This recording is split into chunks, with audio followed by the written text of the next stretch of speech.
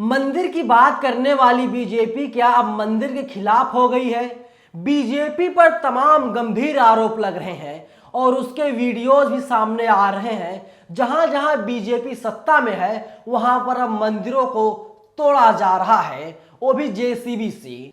नमस्कार, मैं हूं नवीन कुमार नंदन। आज मैं आपको बताऊंगा और आप पूरी वीडियो को जब आप बिना स्किप किए हुए देखेंगे तो आपको पता चल जाएगा बीजेपी का असली चेहरा सामने आ रहा है। बीजेपी बेनकाब हो गई है। इसीलिए मैं आपसे कह रहा हूं बिना स्किप किए पूरा वीडियो आप जरूर देखिएगा। गुजरात में बीते कई सालों से या यूं कह ले कई दशकों से बीजेपी की सत्ता है।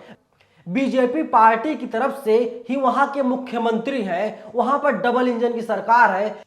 देश के प्रधानमंत्री नरेंद्र मोदी हैं। नरेंद्र मोदी भी बीजेपी से आते हैं। सीएम और पीएम दोनों बीजेपी के हैं, लेकिन गुजरात में खुलेआम मंदिर तोड़ा जा रहा है। मैं पूरी जानकारी आपको दूंगा, लेकिन दोस्तों आप सोचिए, जहां पर बीजेपी की सत्ता हो वहां पर बुलडोजर से, जेसीबी मशीन से मंदिरों को तोड़ा जा रहा है, तो क्या ये ना माना जाए कि बीजेपी जो है हिंदू विरोधी है? बीजेपी की छवि लगातार पूरे देश में हिंदू विरोधी की बनते जा रही है। साथ ही आपको यह भी जानना चाहिए, बीजेपी मुसलमानों का भी पक्ष नहीं ले रही है। बीजेपी सबको ना जाने क्या करना चाहती है, ना जाने कौन सा दिन दिखाना चाहती है। दरअसल संजय सिंह जो राज्यसभा सांसद है, संजय सिंह ने देश के सबसे सर्वोच्च सदन में इस मामले को उठाया है। संजय सिंह ने ट्वीट किया है। ट्वीट करके उन्होंने लिखा है, मैं पढ़ के सुनाता हूं आपको। नवसारी में भाजपा सरकार ने लाखों लोगों की श्रद्धा का प्रतीक भगवान राधा कृष्ण के मंदिर को बुलडोजर चलाकर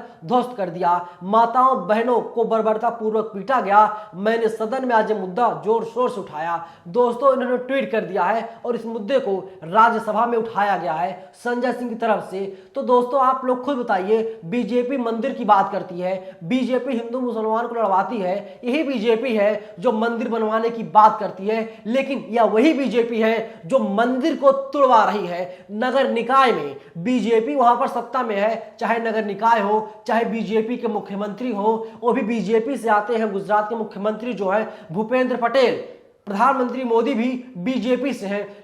फिर बीजेपी की ऐसी क्या मजबूरियां हैं जो गुजरात में बुलडोजर चलाया जा रहा है, वो भी मंदिरों के ऊपर? आप सोचिए बीजेपी की क्या मानसिकता है। मैं आपको बताऊंगा, परत दर परत बताऊंगा मैं आपको किस तरीके से जहां जहां बीजेपी की सत्ता है, बीजेपी वहां पर मंदिरों को तोड़वा रही है। लेकिन गुजरात में बीजेपी ने साफ कर दिया है कि वो हिंदू विरोधी है, वो यादव विरोधी है, वह बहुजन विरोधी है। इसीलिए राधा कृष्ण के मंदिर को खुलेआम दिन दहाड़े लोगों के विरोध के बाद, जहां पर हजारों लोगों की संख्या इकट्ठा हो जाती है, सबको अलग करके, सबके ऊपर लाठियां बरसा करके, सबके ऊपर डंडा बरसवाने के बाद, बीजेपी सबको अलग थलग करने के बाद वहां पर जेसीबी मशीन से मंदिर को तोड़ा जा रहा है। सांसद ने कहा, कल मैंने देश की संसद में गुजरात का बहुत ही महत्वपूर्ण मुद्दा उठाया था, जिसकी वजह से गुजरात के लोगों में गुस्सा है। वहां बीजेपी के 1100 पदाधिकारियों ने बीजेपी से इस्तीफा दे दिया है।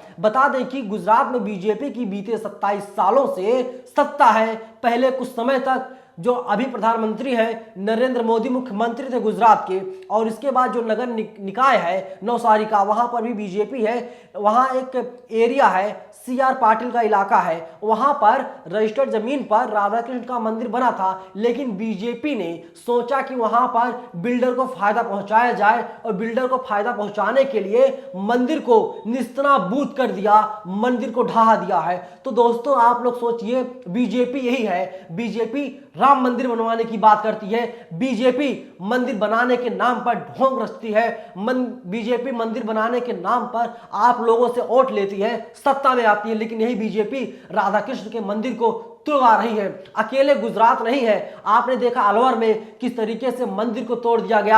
आपने देखा दिल्ली में हनुमान मंदिर था, रातों रात बीजेपी ने तोड़ दिया था। आम आदमी पार्टी ने काफी हंगामा किया, इसके बाद जाकर के हनुमान मंदिर दोबारा बन सका। मैं बता रहा हूं बात पुरानी दिल्ली की।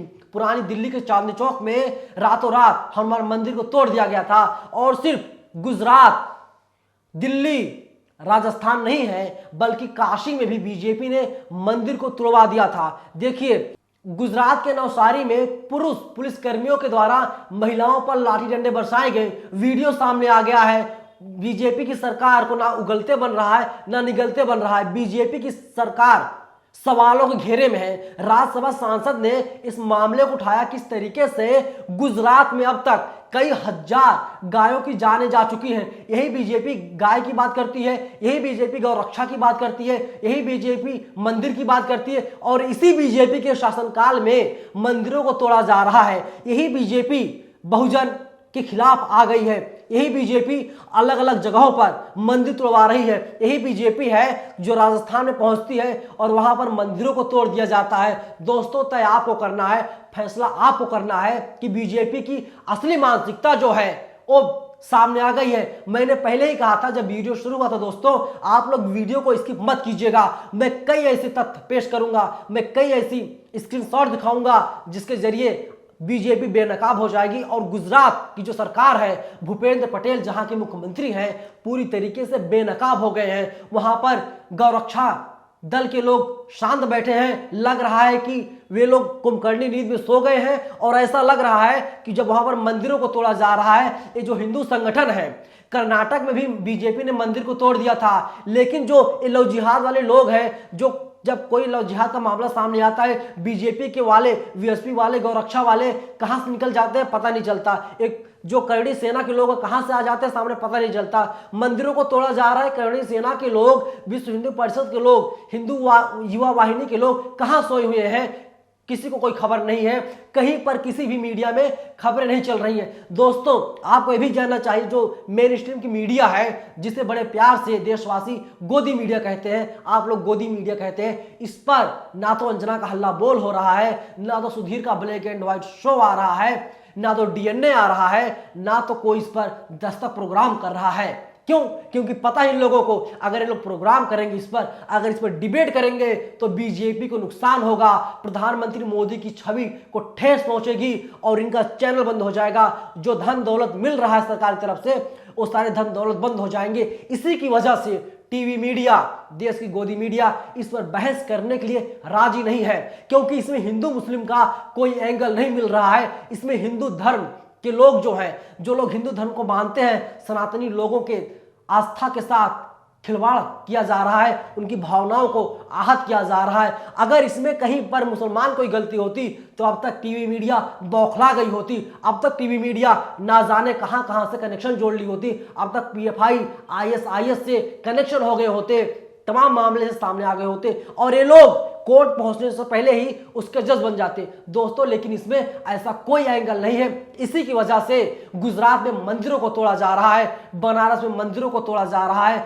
अलवर में मंदिरों को तोड़ा जा रहा है, दिल्ली में मंदिर तोड़ने का मामला सामने आया था, प्राचीन हनुमान मंदिर का, बीजेपी वाले सामने आए थे। हालांकि इन लोगों ने ही मंदिर को तोड़वाया था, लेकिन जब ऐसे मामले सामने आते हैं, बीजेपी सिर्फ उस पर राजनीति करती है और मंदिर तोड़वाने के पीछे बीजेपी होती है। दोस्तों, इसलिए आप लोगों को जागरूक रहना पड़ेगा। आप लोगों को, जो आप लोग बहुजन हैं, आप लोग देख रहे हैं, तो जब तक आप लोग जागरूक नहीं होंगे तब तक आप लोगों का विकास बीजेपी नहीं होने देगी। इसलिए मैं बार बार कहता हूं, आप लोग पढ़िए, लिखिए, हाथों में कलम पकड़िए, तभी आप लोगों का विकास होगा। वरना मंदिर जहां पर है, ये लोग वहां पर ताले लगाए रखेंगे और जब आप जाएंगे आपसे चंदा वसूला जाएगा, आपसे पूजा आरती के नाम पे पैसे लिया जाएगा और आपके ही मंदिर को बीजेपी के द्वारा तोड़ दिया जाएगा। क्योंकि जहां पर आप लोग मंदिर बनाते हैं, बीजेपी वाले वहां पर कम दिखाई देते हैं। लेकिन दोस्तों, ये जो मंदिर था, इसमें कुछ बीजेपी वाले भी आते थे। इसी की वजह से संजय सिंह ने दावा किया है 1100 बीजेपी पदाधिकारियों ने बीजेपी त्याग दिया है। बोला, भैया तुम अपना पकड़ो कमल निशान, हमें अब बीजेपी में नहीं रहना है, हम जा रहे हैं अब किसी और पार्टी में जहां पर हिंदुओं की सेवा होती है, जहां पर मंदिरों की रक्षा की जाती है। बीजेपी वालों, तुम लोग सुन लो, तुम लोग ढोंगे हो। यही कहते हुए 1100 बीजेपी पदाधिकारियों ने इस्तीफा दे दिया है। दोस्तों, आप लोगों की क्या प्रतिक्रिया है, आप लोगों क्या विचार है? कमेंट बॉक्स खुला हुआ है, अपनी राय आप लोग हमें जरूर बताएं। शुक्रिया। नेशनल दस्तक की आपसे गुजारिश है कि अगर इसको बचाना चाहते हैं तो नेशनल दस्तक को सब्सक्राइब करने के लिए रेड कलर के सब्सक्राइब बटन को दबाएं, फिर बेल आइकन की घंटी दबाएं। नेशनल दस्तक को बचाने के लिए बहुत जरूरी है कि हर खबर को शेयर करें, लाइक करें, कमेंट जरूर करें।